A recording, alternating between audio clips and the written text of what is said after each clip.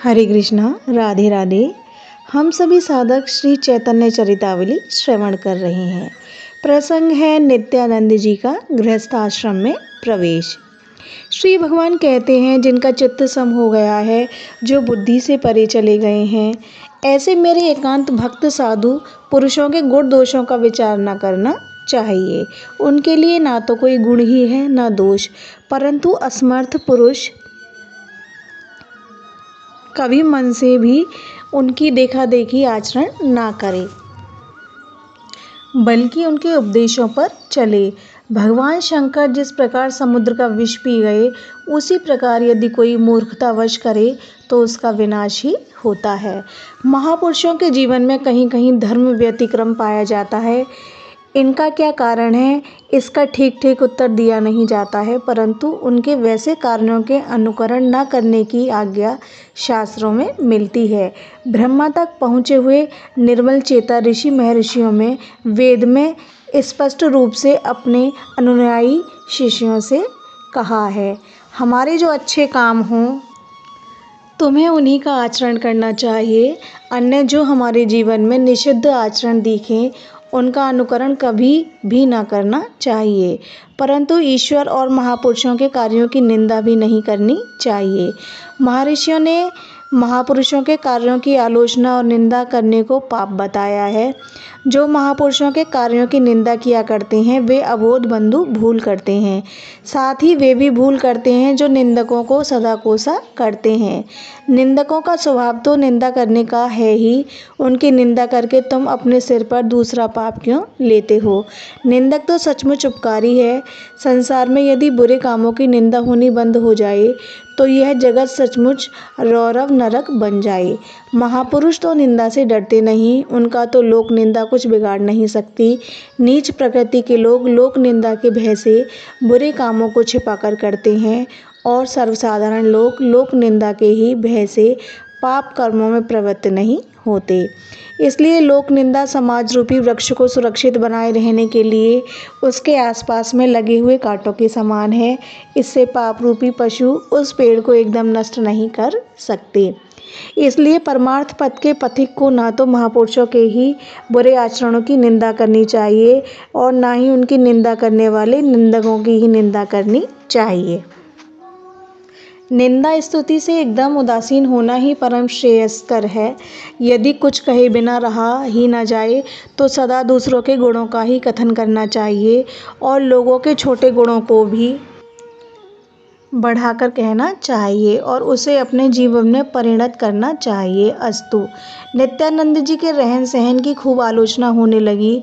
लोग उनकी निंदा करने लगे।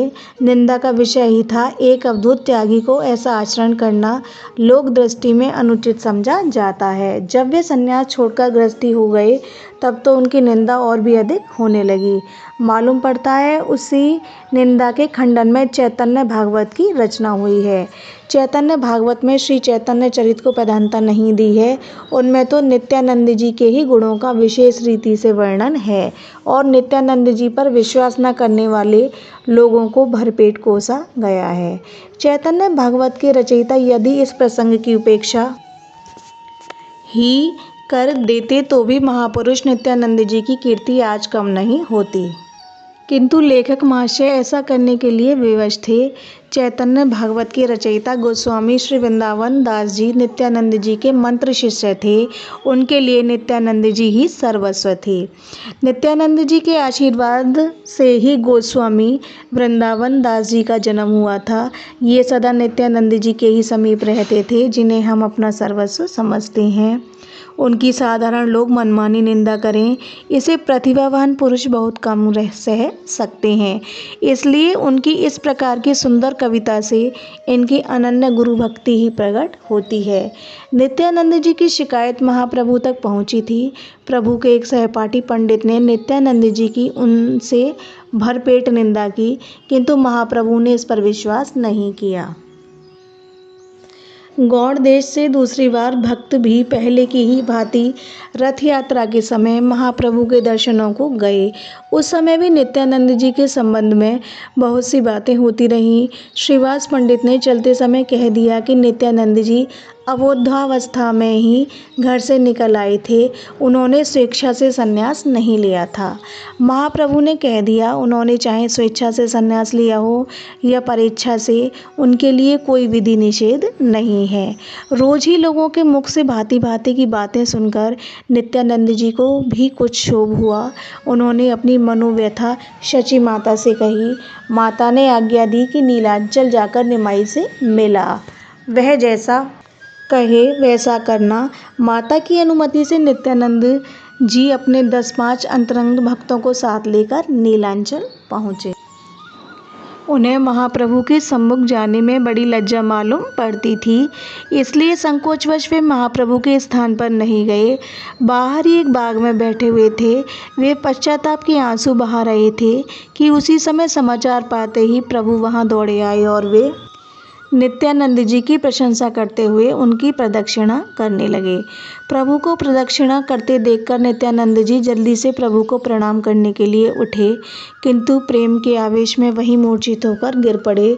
उनकी मूर्छित दशा में ही प्रभु ने उनकी चरण धूलि को अपने मस्तक पर चढ़ाया।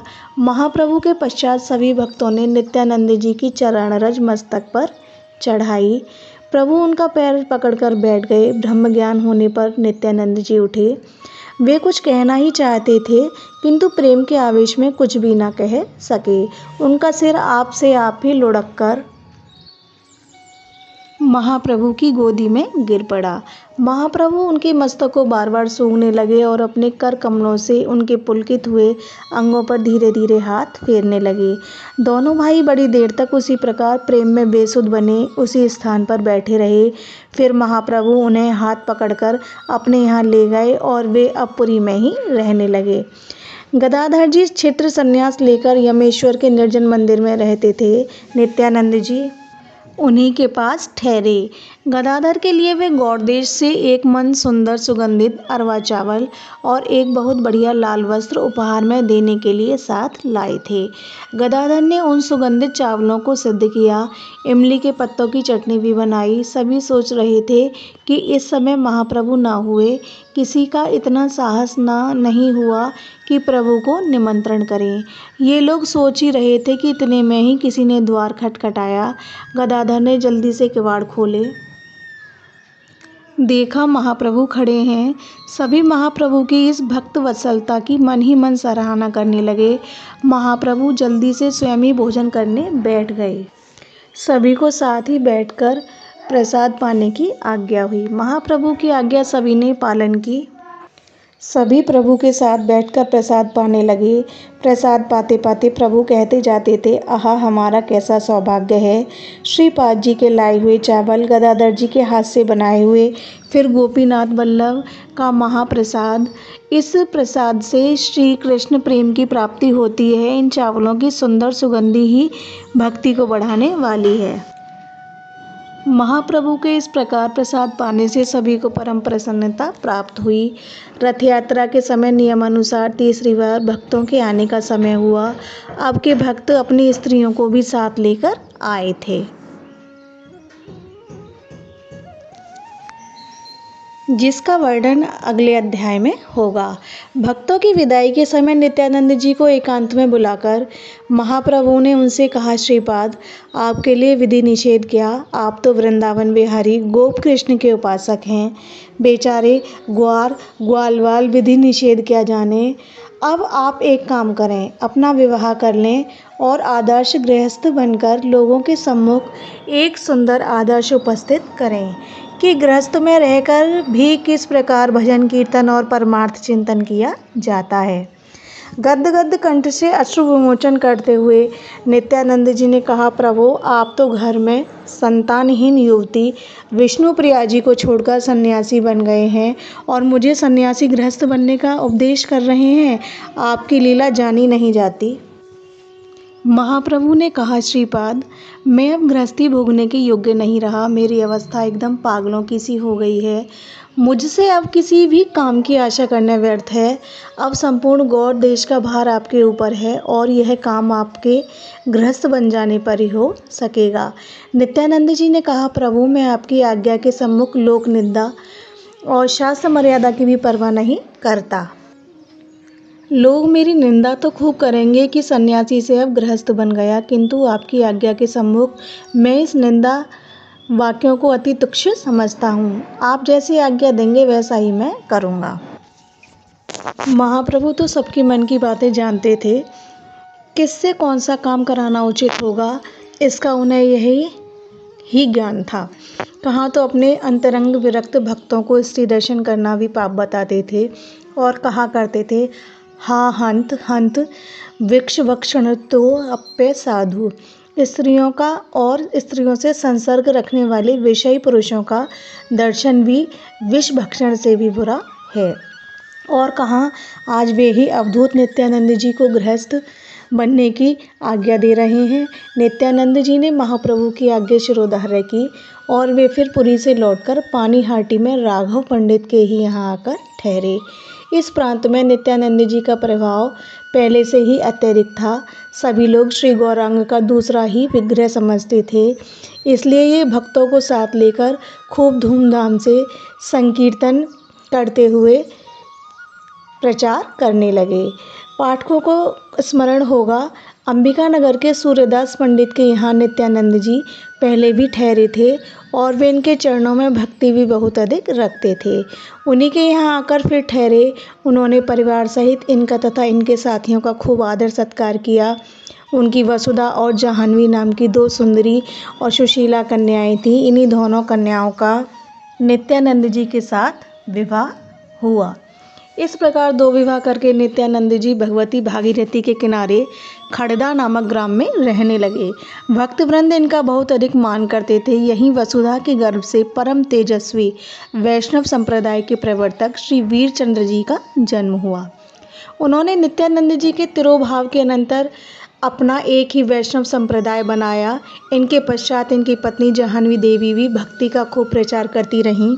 इस प्रकार नित्यानंद जी द्वारा गुरुकुल की स्थापना हुई, जो किसी न किसी रूप में अद्यावधि विद्यमान है। नित्यानंद जी महाप्रभु के अनन्य उपासक थे। उन्होंने उनकी आज्ञा मानकर लोक निंदा सहकर भी विवाह किया और स्त्री बच्चों में रहकर लोगों को दिखा दिया कि इस प्रकार निर्लिप्त भाव से रहकर गृहस्थी में भगवत भजन किया जाता है। वे गृहस्थ होने पर सदा उदासीन ही बने रहते थे। उन्होंने प्रवृत्ति मार्ग में भी निवृत्ति मार्ग का आचरण करना बता दिया। निवृत्ति प्रवृत्ति ये 2 ही मार्ग हैं। निवृत्ति मार्ग का तो कोई लाखों में से एक आध आचरण कर सकता है। इसलिए तो भगवान ने कर्म योगो विशिष्यते कहकर निष्काम मार्ग की स्तुति की है। प्रवृत्ति मार्ग 2 प्रकार का होता है, एक सकाम और दूसरा निष्काम। आजकल इंद्रिय भोगों को भोगते हुए जो गृहस्थ केवल पेट पालन को ही मुख्य समझते हैं, उनका धर्म न निष्काम है और न सकाम। यह तो पशु धर्म है। परस्पर के संसर्ग से स्वतः ही संतानें बढ़ती रहती हैं। सकाम कर्म वे हैं जो वेदोक्त रीति से स्वर्गादि सुखों की इच्छा से किए जाएं। निष्काम कर्म वे हैं जो भगवत प्रीति के लिए ही बिना किसी सांसारिक इच्छा के कर्तव्य समझकर किए जाएं। प्रभु प्रसन्नता ही जिनका एकमात्र लक्ष्य हो। निष्काम कर्म करने वाले कुल 2 प्रकार के होते हैं, एक तो वीरजन्य कुल और दूसरा शब्दजन्य कुल। जो वंश परंपरा से उत्पन्न होते हैं वे वीरजन कुल कहलाते हैं और जो शिष्य परंपरा से शाखा चलती है वह शब्दजन कुल कहलाते हैं। आजकल की मेहनती उसी कुल का विकृत और गिरा हुआ स्वरूप है। नित्यानंद जी द्वारा इन दोनों ही कुलों की सृष्टि हुई।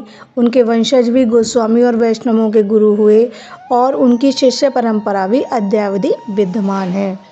यह प्रसंग यहीं विश्राम लेता है। हरे कृष्णा, राधे राधे।